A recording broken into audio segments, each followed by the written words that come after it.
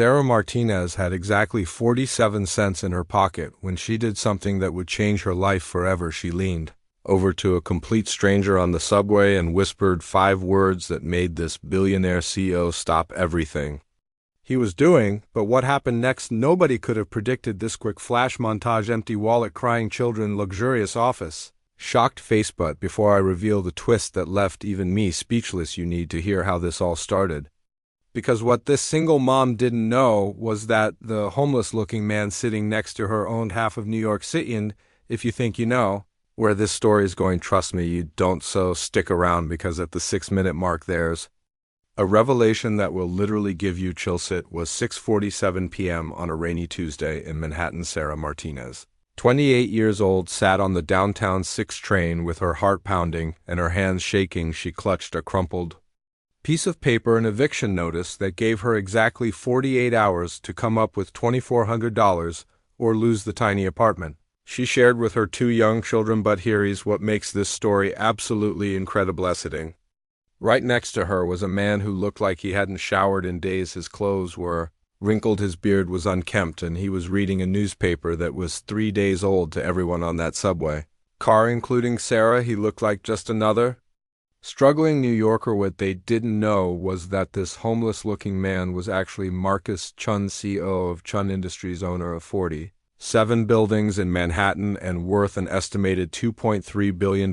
But wait, it gets crazier. Marcus wasn't on that subway by accident. For the past 6 months, he had been conducting a secret social experiment. Every Tuesday and Thursday, he would disguise himself as a homeless person and ride public transportation to see how people really treated those less fortunate. Had witnessed incredible kindness and heartbreaking cruelty, but nothing, and I mean nothing, had prepared him for what was about to happen with Sarah. Sarah was staring at her phone, looking at her bank account that showed a balance of 47 cents. Her 6-year-old daughter Emma needed medicine for her asthma, and her 4-year-old son Jake hadn't eaten since breakfast because she had given him her last granola bar. She was fighting back tears when she noticed the man next to her quietly reading his old newspaper. Something about his presence felt safe. Maybe it was desperation, maybe it was intuition, but Sarah did something she had never done before. She leaned over and whispered so quietly that only he could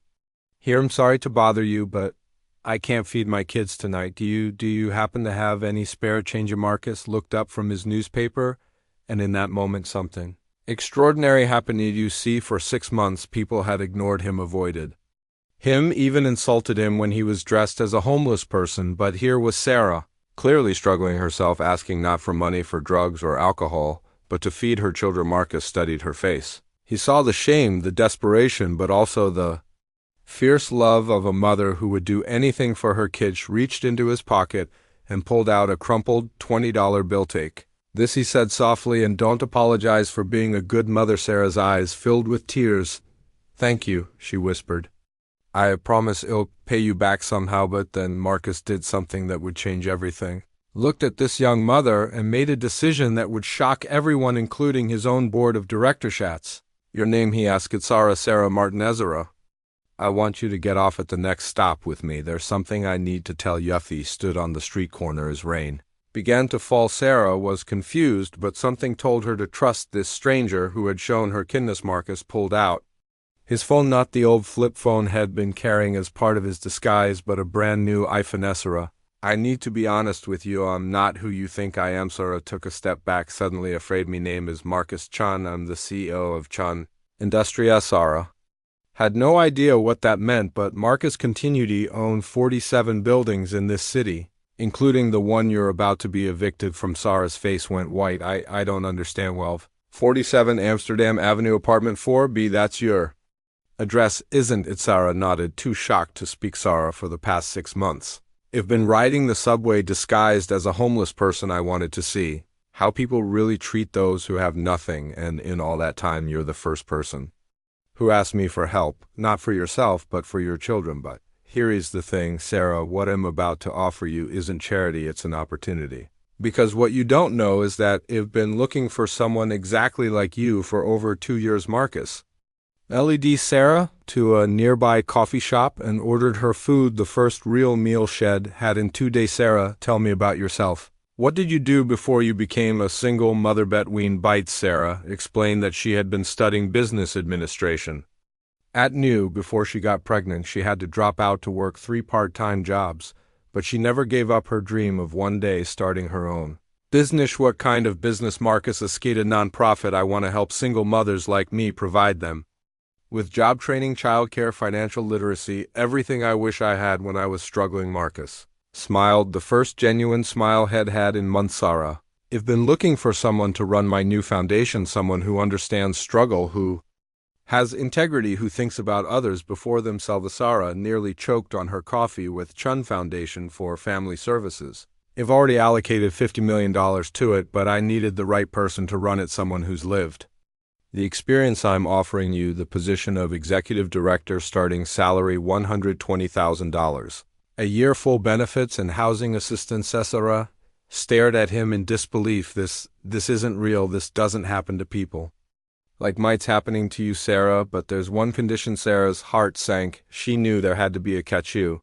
have to let me pay for you to finish your degree at New. The foundation needs someone with credentials, and more importantly, you deserve to achieve your dreams. 2 weeks later, Sarah moved out of her tiny apartment and into a beautiful 3-bedroom home in Brooklyn owned by Chun Industries and provided rent-free as part of her employment package. Was finishing her degree online while learning the ropes of running a major foundation. Her children were thriving in their new school. Emma's asthma was under control with proper medical care, and for the first time in years, Sarah felt hopeful about the future. But Marcus had one more surprise. Called Sarah into his Manhattan office, the 47th floor of the Chun Industries building. Zara, I have something to show you.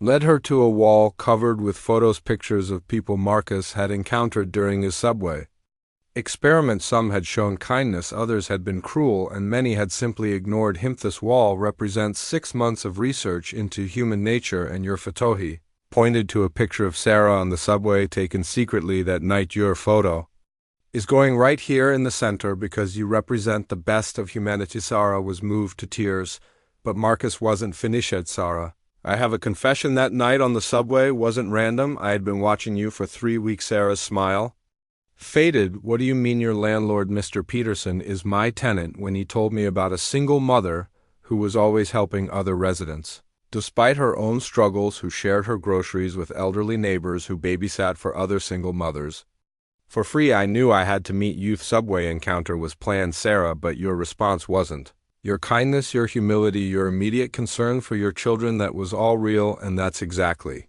what I was looking for. 6 months later, Chun Foundation for Family Services had helped over 200 families find stable housing, job training, and educational opportunities. Sarah had become a local celebrity, featured in newspapers and on television as an example of how one person can change countless lives. But the biggest surprise came at the foundation's first annual gala. Marcus took the stage to address the 300 attendees, donors, politicians, and beneficiaries of the foundation. Ladies and gentlemen, when I started this foundation, I thought I was helping others, but have learned something incredible. The person who has been most transformed by this experience is me. He looked directly at Sarah, who was sitting at the head table with her children. Sarah Martinez didn't just run this foundation, she taught me what true leadership looks like. She showed me that real wealth isn't measured in dollars, it's measured in the lives you touch, which is why I'm announcing tonight that Sarah will be taking over as CEO of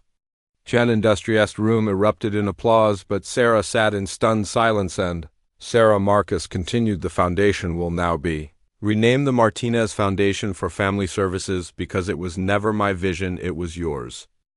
Sarah walked to the stage, tears streaming down her face. She looked out at the audience and saw faces of hope, single mothers, struggling families, people who now had opportunities they never thought possible. A year ago, I had 47 cents and no hope, she said into the microphone. I whispered to a stranger on the subway, because I had nowhere else to turn. But what I learned is that sometimes our darkest moments lead us to our greatest blessings. Marcus didn't just give me a job, he gave me purpose, and now together we're going to make sure that no child goes to bed hungry and no parent has to choose between rent and medicine.